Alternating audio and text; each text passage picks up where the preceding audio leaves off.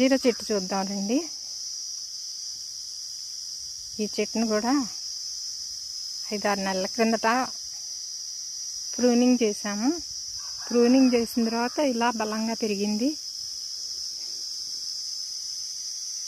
ఈ కొమ్మల చివరన ఫిగ్స్ కూడా వచ్చాయి. ఇదిగోండి, ఇటు ఒక కాయ అయితే పండింది కూడా, కోద్దాము.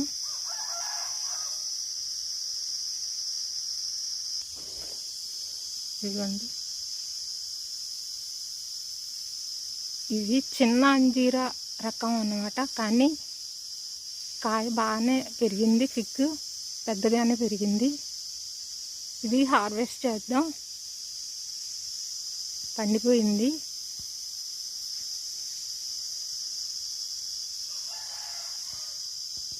ఇంకా ఉన్నాయి కొమ్మలు.